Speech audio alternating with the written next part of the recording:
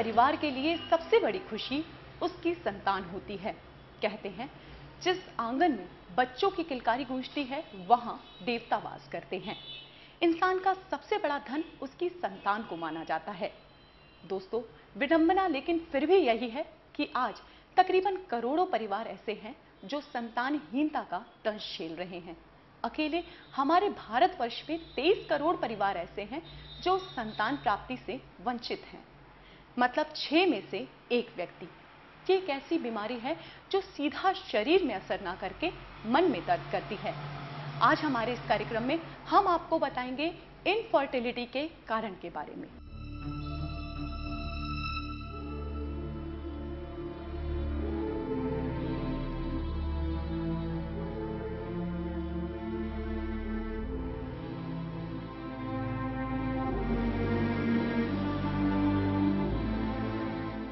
जब कोई दंपत्ति 1 वर्ष तक सहवास के बाद भी संतान की प्राप्ति से वंचित रहता है, तो उसे बांझपन की श्रेणी में रखा जाता है।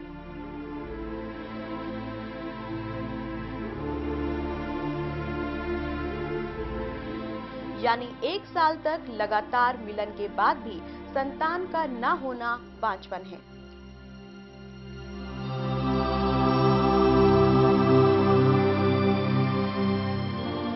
संतानहीनता का कारण महिला और पुरुष दोनों में से कोई भी हो सकता है।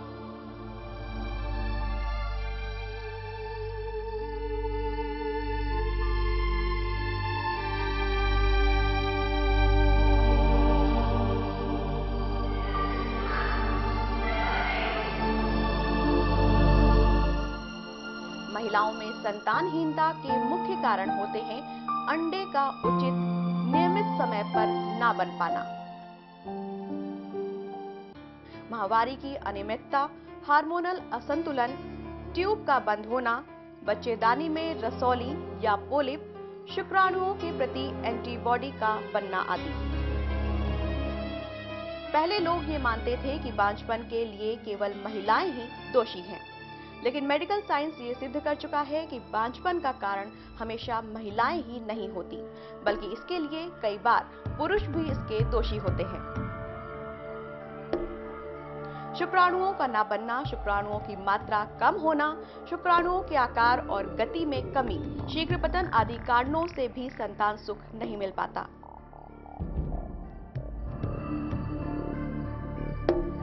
लेकिन आज के आधुनिक युग में मेडिकल साइंस ने इतनी तरक्की कर ली है कि बांझपन का इलाज संभव है, लेकिन सही जानकारी और इलाज के अभाव में अनेकों परिवार बांझपन का अभिशाप झेलने को मजबूर हैं।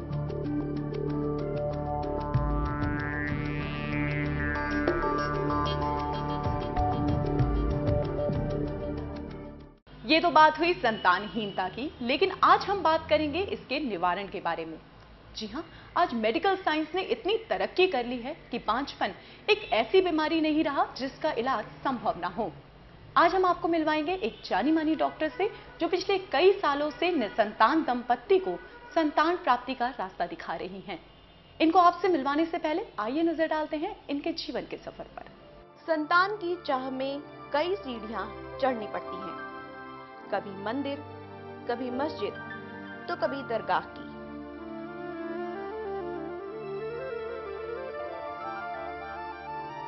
लेकिन एक रास्ता यहां से भी निकलता है।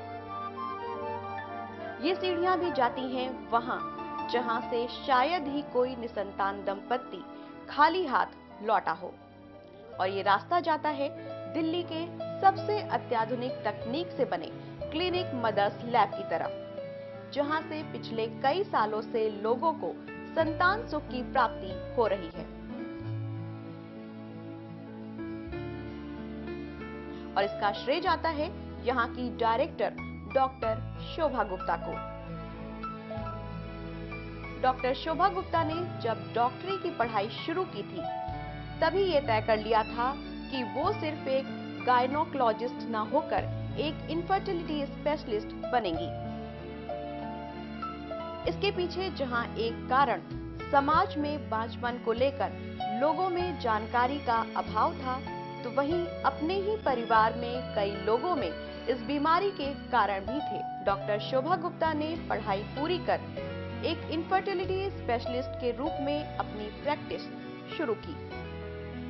आज वे एक जानी मानी डॉक्टर हैं, जो दिल्ली के पीतमपुरा इलाके में मदर्स लैब के नाम से एक अत्याधुनिक क्लिनिक की डायरेक्टर के रूप में काम कर रही हैं। देश विदेश की हर टेक्निक इस क्लिनिक में मौजूद है और इन्हीं तकनीक के जरिए डॉक्टर शोभा गुप्ता पिछले कई सालों से निसंतान दंपतियों को संतान सुख का रास्ता दिखा रही है। शोभा जी, बहुत बहुत स्वागत है आपका हमारे इस प्रोग्राम में। नमस्कार। शोभा जी, सबसे पहले तो हम आपसे ये जानना चाहेंगे कि इनफर्टिलिटी ये होती क्या है?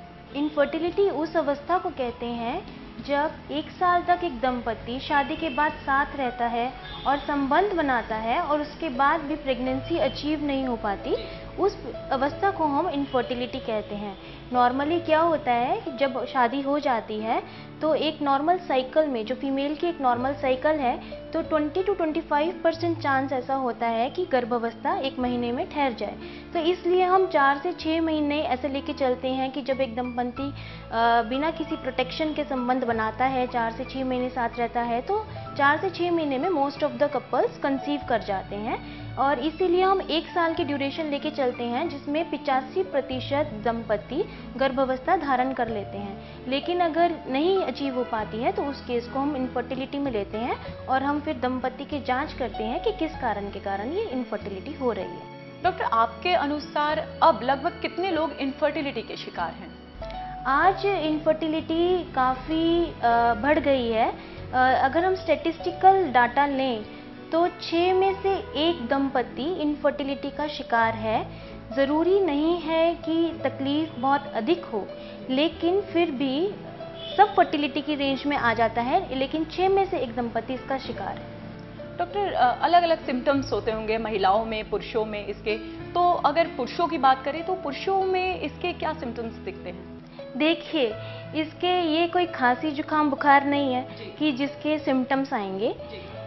जैसे कि मैंने आपको बताया कि इनफर्टिलिटी हम कारण होते हैं। हाँ, उसके कुछ कारण होते हैं। तो 1 साल के बाद जब गर्भावस्था नहीं ठहरती तो हम जांच करते हैं पुरुषों की। तो उसमें हम सीमन एनालिसिस करते हैं पुरुषों के अंदर। तो सीमन एनालिसिस के अंदर अगर पुरुषों के शुक्राणुओं में कुछ कमी आती है, उनके आकार विकार में कुछ कमी है, काउंट में कुछ कमी है, तो उसमें हम पता लगाते हैं कि पुरुषों के कारण इनफर्टिलिटी है।